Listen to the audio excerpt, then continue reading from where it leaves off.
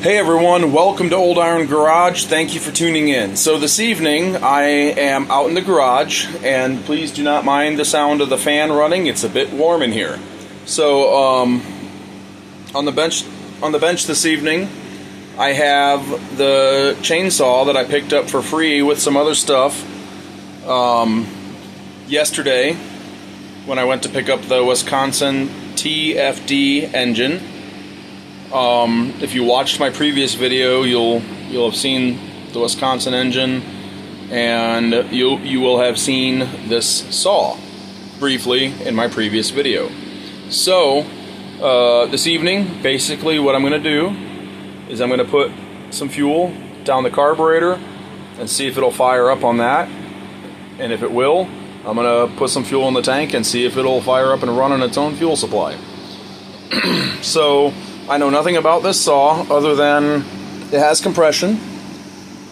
It appears to be complete. It appears to be in nice shape for its age. I don't know its age. I don't know any history on the saw.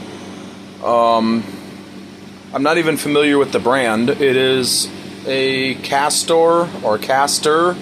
I don't know how to pronounce that. It is C-A-S-T-O-R, which I did some research. That is a rebrand, apparently, of an Italian brand called, please forgive me if I butcher this, but Alpina, something like that. I'm guessing these are not common here in the States because this is the first time I've ever seen one here in the States. But my intent with it is just to get it running, clean it up a little bit, and sell it. So if you are interested in this saw, please let me know in the comments, and we'll talk. Anyways, without further ado, let's take a look at it. Alright, here it is. So, off camera, I went ahead and took off the air filter. The air filter, it's this little filter here, and then this plastic thing that holds it on, and that goes like right there. That's kind of neat. I went ahead and took that off so I could see how to get back in there to put fuel in the carburetor. And if I can, there we go. If you look in the back, there's a hole that drops down in, so I'm guessing that goes to the carburetor. I mean, it would have to. So that's where I'm going to try putting the fuel and see if it'll fire up on that. Alright, well, it has a bar and chain with it, and the bar still has, like, apparently all of its paint still. There's no anything painted on the bar like a brand or anything. But this is the model is a 330 Antivib. Neat little decal there for service call, blah blah blah blah. Seems like a well-made little saw. Here we have some adjustments. Oil, automatic oil regulator, I guess.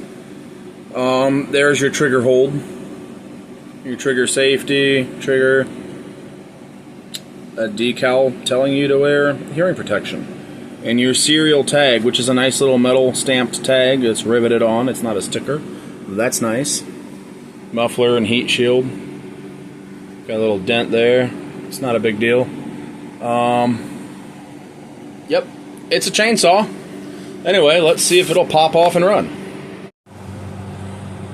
This chain is awful loose, so I'm just gonna tighten it a little bit. I don't have my actual, like, chainsaw wrench thing here, so handy. So I got this adjustable wrench here that was just laying on the bench. I'm gonna try and loosen it with that. Come on now. Screwdriver, just a regular flathead screwdriver. That should do the trick.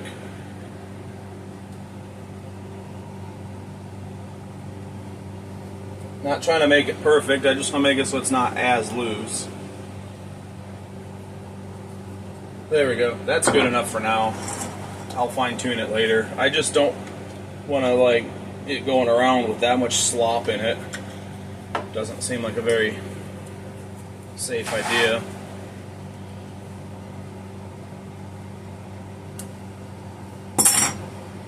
Before we get carried away here, I just want to see if there's anything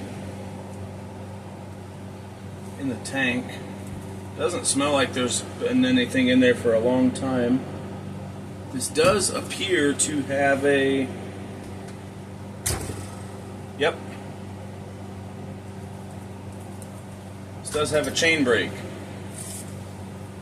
See, I can pull it right now. Now it won't pull. It's nice. It's always nice to have that safety feature. Pulling or activating the chain brake makes it a little easier to get the fuel cap off and on again. I wonder if it has any oil in it. It says, for oil, it says to use SAE 30, so straight 30 weight motor oil. We will be using bar and chain oil. So I'm not gonna.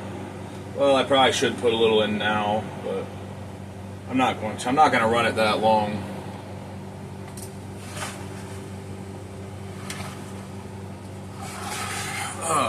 Here's something I should have done off video. Fill this thing up. This thing's a little bit bloated.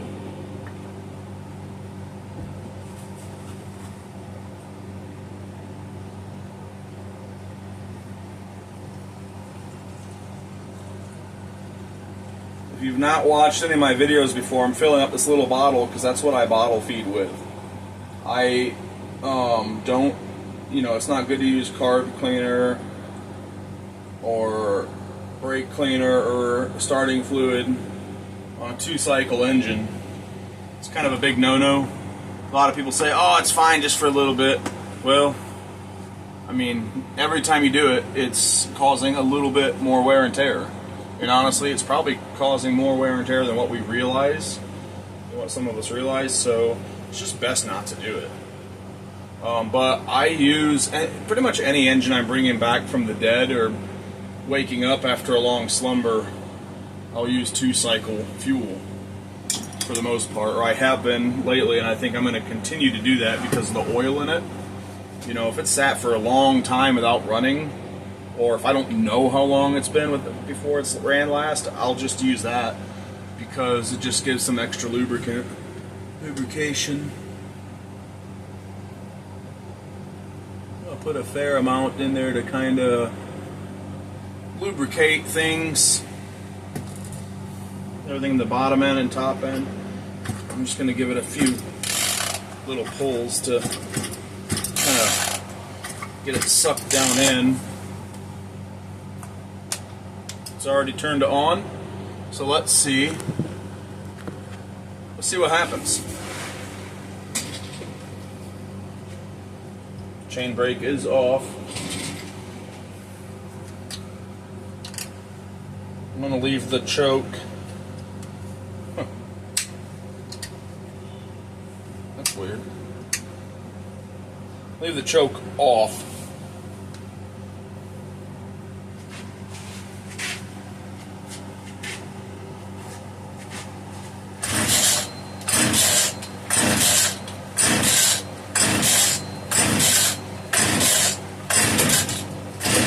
Must have spark. She's trying to fire.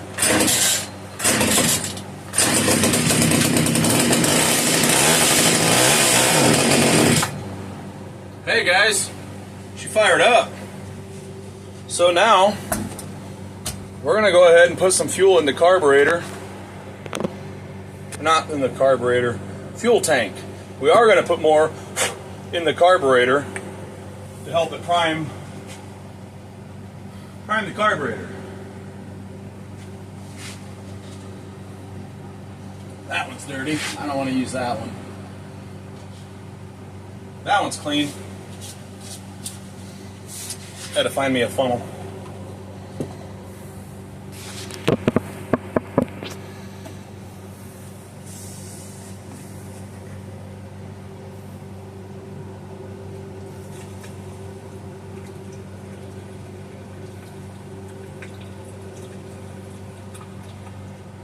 Ooh, that filled up faster than I thought.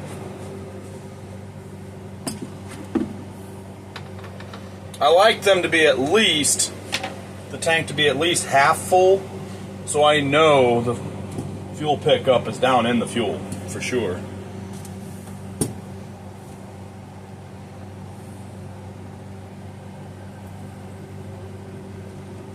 Alright, let's give it another go. Oop. Point the camera.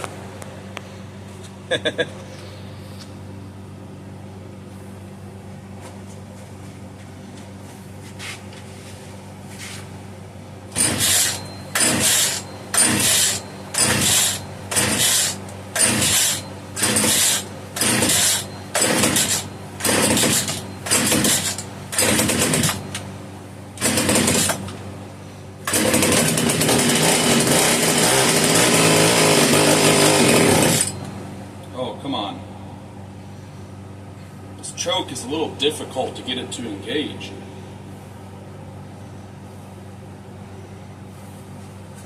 Why is the choke not wanting to engage? I don't want to break anything. It wasn't that way at first.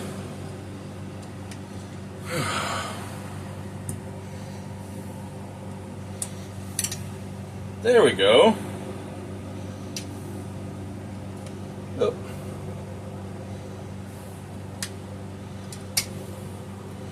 That's something I'm going to have to look into. The choke is difficult to engage.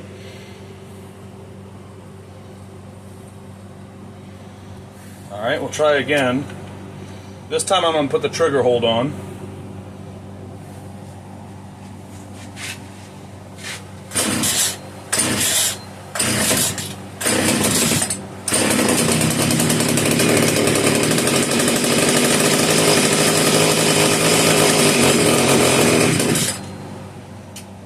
Take the choke off, trigger hold on.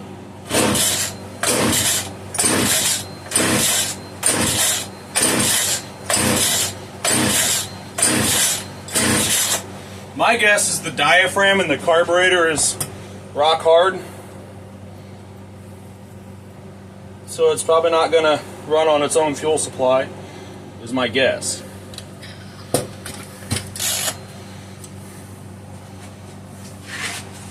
But we're going to give it a good solid try. We're going to give it a fair chance.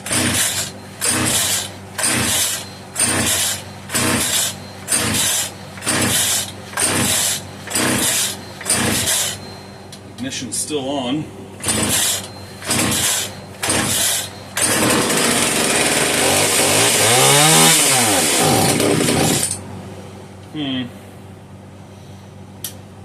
I'm going to put the choke back on.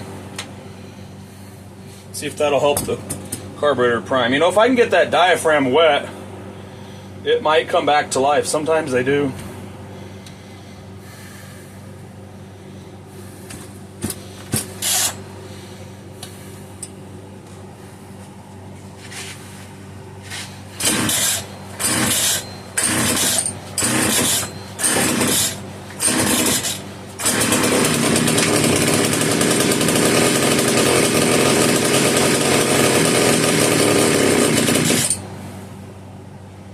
Okay, so I'm going to do this time, so I'm going to get it running,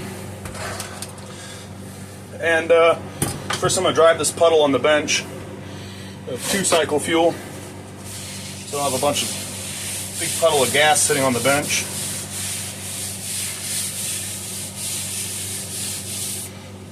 Good or enough, but what I'm going to do is I'm going to get it running, put it on the bench real quick, and just try to keep it going, bottle feeding it. Just keep it going for a little while, see if I can't at least get the diaphragm to get wet. Maybe it'll come back to life. At this point, I'm pretty sure we can say that the diaphragm is no good. There's other things. It could be a plugged fuel filter, it could be a collapsed fuel line, plugged or gummed up ports in the carburetor. It's hard to say, but usually a pretty safe bet when a 2-cycle engine's been sitting for a long time is the diaphragm is rock hard. I'm going to point you guys down here at the bench, so you guys are already pointed where the action's going to be. And once I get it to run again, I'm going to try and throw it up here and... Ooh, wrong one. Throw it up here and bottle feed it. Keep it going by bottle feeding it. You know what, I might just try to... I'm just going to go ahead and take off the bar and chain if I'm going to do this on the bench, you know. I'm just going to lose the bar and chain. And then I'm just going to end up fire it up on the bench. That's why I want to take off the bar and chain. Yeah, let's just do that. Be easier to work with anyways. Be more safe. It'll just be better that way. Man, I don't think this saw was ever used very much. That's great.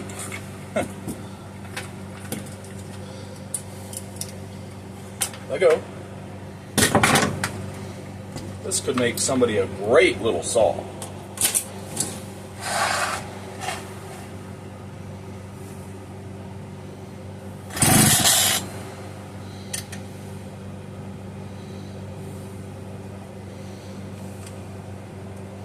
I wonder if I can just like take this out. Yep. Take that out. Might be a pain to put back in. I might regret that. But it'll be better that way. Easier to bottle feed.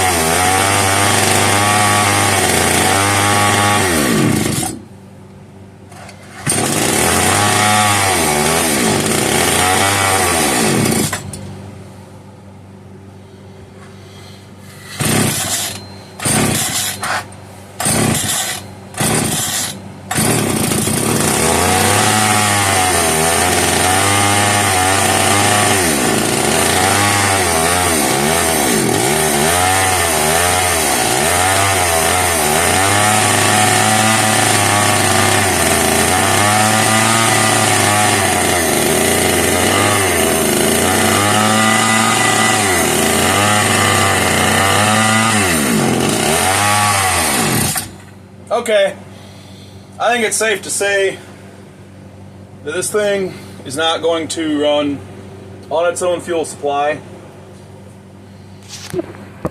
Pretty smoky in here though.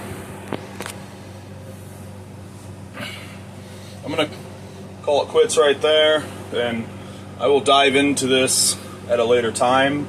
But for now, I just wanted to see if it would, first of all, if it would run at all. Secondly, if it would run on its own fuel supply. I think we can safely say that it will not run on its own fuel supply. But it sounds like a happy, healthy little saw once we get the fuel delivery issue sorted out. Alright, well anyway, that's it for this video. I hope you enjoyed this video. If you did, give it a thumbs up, drop a comment, let me know your thoughts. And if you have not yet, subscribed. If you like the kind of content you see in this channel, make sure you hit that subscribe button. Alright guys, I will see you in the next one. Later.